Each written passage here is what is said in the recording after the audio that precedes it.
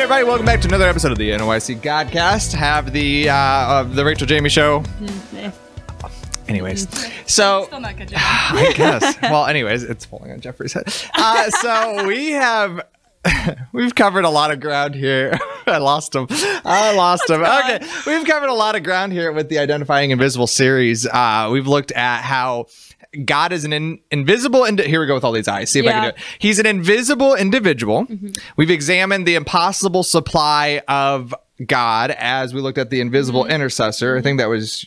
I don't think that was my eyes. Okay, but yeah. well, it works. It was in the story. It was the fishes and loaves, right? And then we looked at the invisible inside of God and how, we have to believe in what can't be seen. And so today we're going to look at the invasion of the invisible.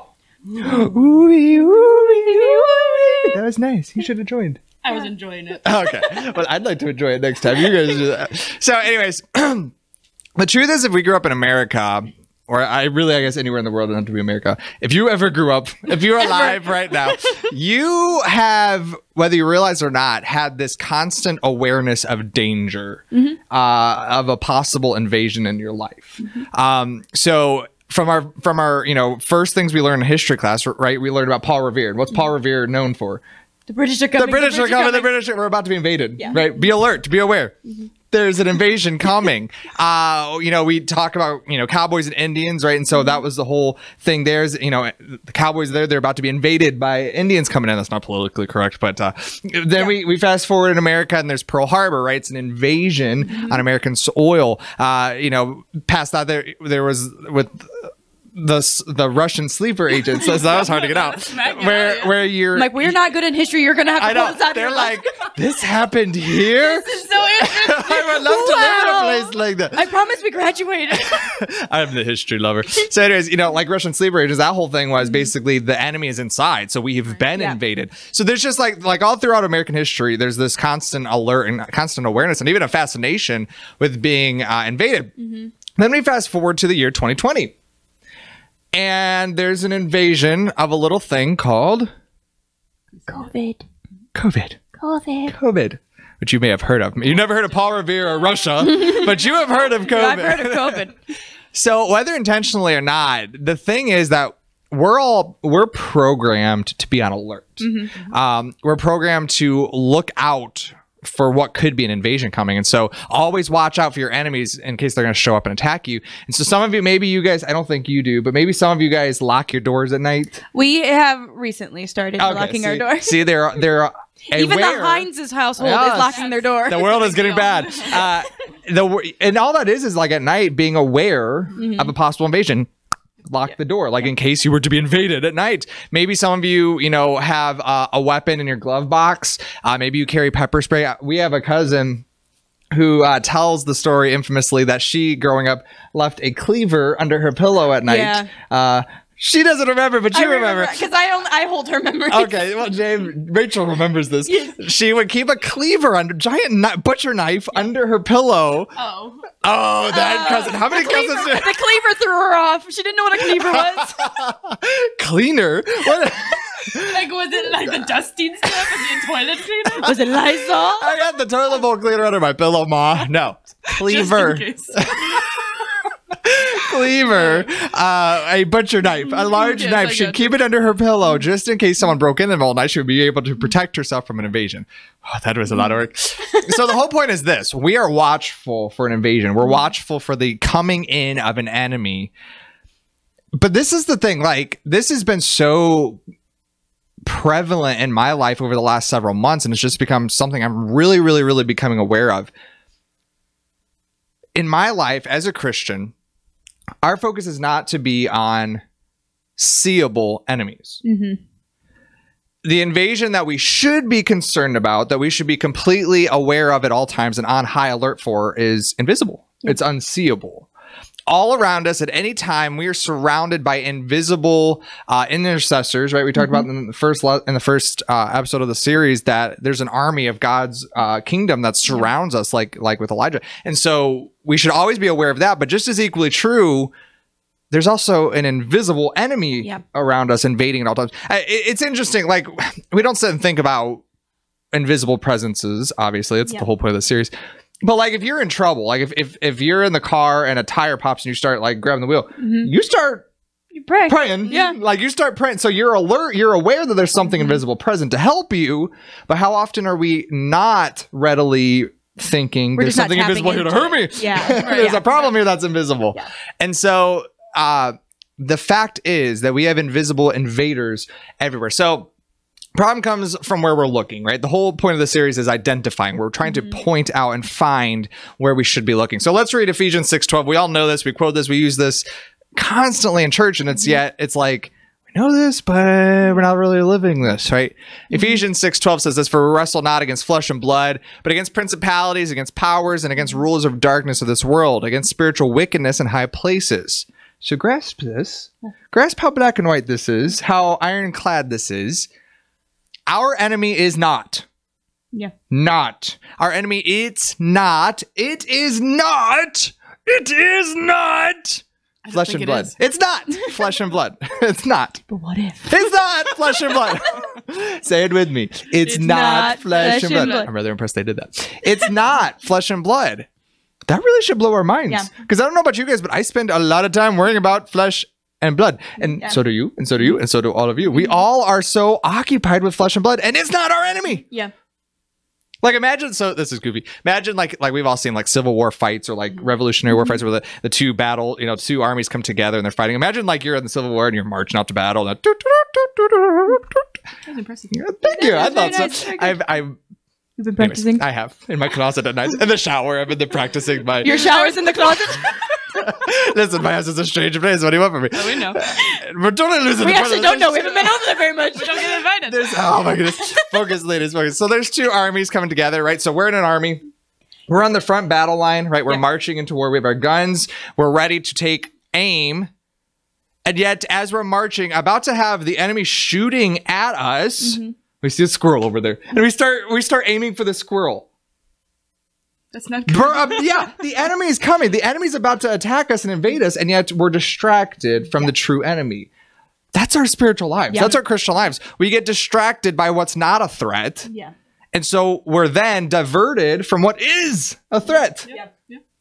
Well, just like what we were talking about, was it last Wednesday or whenever I was you were the devil. When I was the devil. I remember you being the devil. Yes, we had a Wednesday night service and we did the study about how a lot of the times the things that we're fighting with are not the actual people. So you may be mad at me, but it's actually not me that you're mad at. You're mad at Satan working through me, if that makes sense. Yep. So I think that's where we get distracted too, is like, no, it has to be this person. Right. It has to be that person because that's the person that's affecting me. Right. But it's not really that. It's either them being wrong through Satan or you being wrong through Satan. Right. Absolutely. And so it really should just blow our minds. Maybe an easier way to say it would be to say that our enemy is not, you cannot see our enemy. Yeah. You cannot. So therefore, if you can see something, it's not your enemy. Is that too easy? So is that... should we just go around? You're not my enemy. You're not my enemy. Literally, is that not what the Bible's saying here? Literally, that's what. So, like, not to oversimplify things, but literally, anything that you can see cannot be your enemy. Yeah. Because only the things that can't be seen can be your enemy. Mm-hmm. Yep. Like CJ, put cricket noise here. Like that really is so simple, and like you cannot see your real enemy. So therefore, your boss, your bully at school, the annoying girls that do the podcast with you, just an example. Your parents. Oh, I claimed it. Your parents, your brother and sister, the CDC, the president, the opposing political party. It's not even the guy breaking in your house at night that is your enemy. Yeah. Because you can see all of those things. Yeah. You would? Said offer him a cup of coffee. Like, cup of coffee. A coffin of coffee. Brenda Jefferson. Now, none of these things are your enemy. Why? Why are none of those your enemy? Because you can see them. Yeah. You can see these things, so they cannot be your enemy. None of these are your true enemy because they're flesh and blood. And so what we find is that the true enemy in our lives, the true threat, the true invasion that cannot be seen, uses a distraction of what can be seen. Yeah. And that's what Jayme was alluding to. The true invisible invaders will busy our minds worrying about a virus or a burglar or the British coming, right? They'll worry us with what can be seen so that we won't think about what can't be seen. And so the true invisible invaders are always constantly diverting us, right? They're using a diversion technique to draw our attention away from what can be seen. And so maybe you guys have seen like the spy movies or like the secret agent like movies. I don't know if any of you guys watched those. The only one I got is Pink Panther. Pink Panther, Spy Kids. Yeah. We're very big movie critiquers here. But so like, you know, the thought, like the, you know, undercover kind of thing. And so there's a team, right? Maybe we're on a team. We're going to go break into the safe. What will one person do while the other does the work? Yeah, they'll distract. So they'll trip the waiter with the glass full or the plate full of glasses. They'll pull the fire alarm. What does she do? The girl. Is it Grifter? Yeah. Grifter. Yep. Or they'll fake a illness, right? They'll fake a seizure. Yeah. Why are they doing that? They're diverting attention away so they can break into the safe, so they can do the dirty work, so they can do the harmful thing. Yeah. That's the Christian life, and that's what we have all around us. Our enemy is constantly distracting us, constantly trying to draw our attention away from what they're doing. And so I think the first thing, and we kind of already said this, I think the very first thing that we have to do anytime that you're afraid, anytime that you feel overwhelmed, anytime you feel angry or frustrated or worried, you need to stop and you need to identify what exactly is invading. What exactly is my enemy in this situation? Ask yourself this: can I see it? Yeah. That's not a complicated question. That's not difficult. That's really not. And so can you see it? Yes or no? Is what's bothering me, what's distracting me, is it flesh and blood? If the answer is yes, it's not your real enemy. And so I can assume simply that this must be a diversion. This must be trying to draw my attention and my focus away from Christ. But the thing that we read here in Ephesians 6:12 is that there is absolutely and completely a real invasion, a true threat that is taking place, that should be blowing the alarms, that should be worrying us, that should get our attention, and yet we don't even identify it. Yeah. And so even though it's not against flesh and blood, do we see that we still have an enemy? It's just not seeable. It's invisible. And so Paul writes, the real enemy, the true invader, are principalities and powers, rulers of darkness, wickedness. The real enemy is an invisible invader who is the opposer of God and his kingdom, who we live for.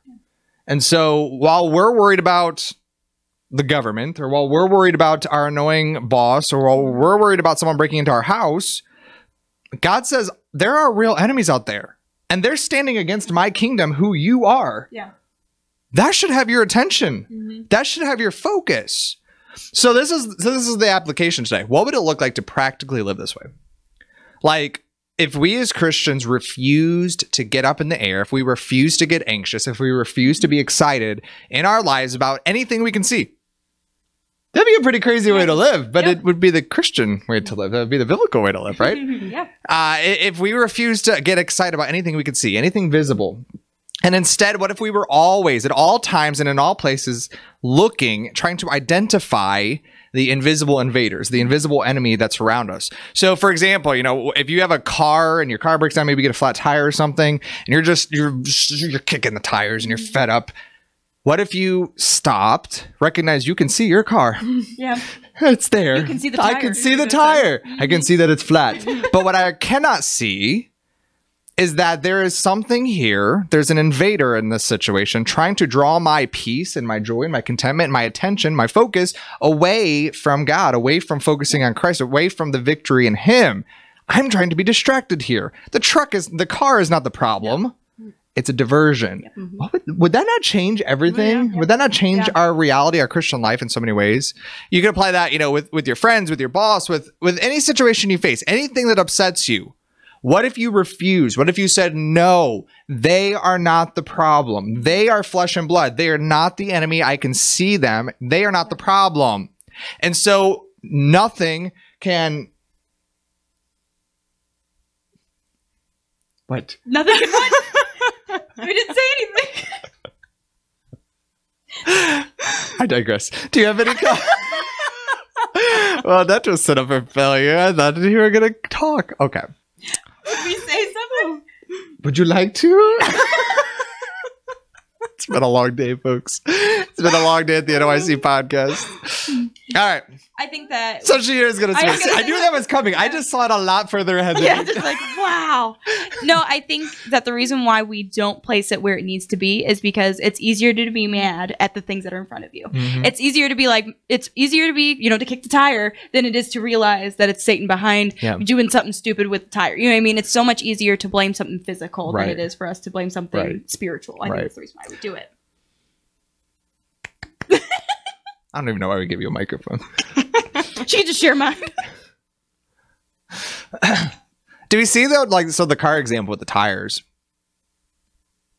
Like, we've all been that whatever your broken car is. Like, it could be a person. Don't kick the tires of your person. But I don't know about you, but my car is not a person. But whatever it is that frustrates you, that draws your attention away. Yeah. So say you kick that tire. What is it that you're really hoping to happen there? Do you know what I'm saying? Like, I get what Jamie's saying. Like, it is a way of venting away, getting a frustration, but in the end, it's not going to inflate the tire. No. Like, it could make the other one flat. Like, you know what I'm saying? Like, if we would think through these, like, you know what? Getting frustrated with this car really is going to have no results that benefit me. Nothing's going to go. No, like, if anything, it's just going to make your days spiral down. Yeah, exactly. We're feeding into the diversion is all we're doing. And so if I would stop and say, you know what? I can't see anything else, but something else is going on here. Yeah. It's not the car that's the real problem. It would really, and so by doing that, there would be a benefit. There would be a result that comes from it, rather than kicking the tire with no results. I hope this makes sense to y'all. I know this is nothing more than a result of trying to identify the invisible, trying to identify those distractions. But literally, this would change our lives. This would change our Christianity. This would change our church. It would change so many things. Not only would we have more joy and peace and contentment, but we would have so much less fear and worry in our lives. Yeah. Well, we would have so much less to be concerned about. And so we, maybe more than anything else, we would have so much more focus and attention on the Lord. Yeah. And that really is the end goal of a Christian's life. And so do we see how by identifying the invisible invaders, we get so much more and we lose so much less? Well, think about it like when someone is actually legitimately blind. They have the stick or they have somebody with them. They are constantly... Is there a name for that stick? There is. Blind stick. But I don't know what it's called. So she just said the stick. I knew what you meant. Yeah. Like this is the sight stick. The sight stick. The sight stick. But like, or the person that's with them helping them, they have to have a connection. They either have to know how to use the stick and they have to, have a kind of a relationship with it or the person that they're with. You can't just not. And if you don't have that relationship, then you're not going to know how to get anywhere. Right. So it's kind of the same thing as if we don't have that relationship. God is the one that can see all this stuff. Right. So if we don't have a relationship with him, then we're going to be tripping over everything. Yeah. We haven't really talked about, we somewhat talked about that in this series, but do we get, actually maybe we talked about it a lot in the series now that I think about it. Do we get that God sees everything we can't see? Like he sees the invisible. And so like Jamie said, like he's guiding us around the things, and trying to get us through the things that we can't see, but he clearly sees. Yeah. Well, it's like that. She's about to talk, Jamie. Hold that thought. Hold that thought. Run, hurry, fast. No, I was... Just stay here, but you can talk. I was on my way home. Comment, I have to go. I have to go. I don't want to say it out loud. I was on my way home from groceries and the song Still came on. And so, of course, I cranked it up and started yelling. It was singing, but, when you're singing in the car, it's yelling, right? Okay. However you worship, that's fine. And, just something like parted waters and making way for me and answering prayers that you don't see. I was just envisioning, as a Christian, you're walking through life and, it's the, how, the cool guys walk away from, the blowing up behind you. So I'm just envisioning, we're walking through life and, God's over here parting waters, moving mountains, and we're just walking through. And we have no idea what he's going to do. Yeah. No thanks for it. There's a split ocean and, the enemy just got devoured by the ocean. Just walking. Just walking. Yeah. And God all around us is but I stubbed my toe on this rock over there. Thanks, God. Why didn't you move the rock? Meanwhile, he's moving the ocean. Yeah. Literally the ocean moving was just, it left a little rock sitting in the way. Yeah. Honestly, I was just going to say it was the year that we did, was it Life's Highway that we did the prayer station where we had somebody guide somebody through a thing. It's exactly like that. Yep. And if you don't listen to the person that's giving you guidance, then can you explain that to those who weren't at Life's Highway? This was 2017 at the So NYC. 2017, we had a prayer station where one person was blindfolded and there was a maze type made out of chairs and stuff, but it was a maze. And we had another person come onto the side and they had to guide them through it. So the person couldn't see where they were going. And if they didn't listen to the person that was over on the side giving them direction, who could see, they would just run into everything. And so that's exactly us. Did we not? I think we used that at a rally too. Yeah. But that's exactly what we're talking about. Exactly. Yeah. And so if we would just rely on the one who can see everything to guide us and dodge and direct us towards what he can see, but we can't, life would be crazy different. And really, honestly, folks, not to oversimplify this entire series, that's faith. Yeah. That's Christianity. That's what you were saved to have and live. Yep. And so I think we get so focused on the visible that we oversight the invisible. Yep. But we need to identify the invisible. And so today's considerable quote comes from Spurgeon. The good man has his enemies. He would not like his Lord if he had not. If we were without enemies, we might fear that we were not the friends of God. For friendship of the world is enmity of God. Well, friends, you can see us, so we are not your enemies. But be on the lookout, identify those invisible invaders. Thanks so much for joining us for another episode of the NYC Godcast. Till next time, see ya.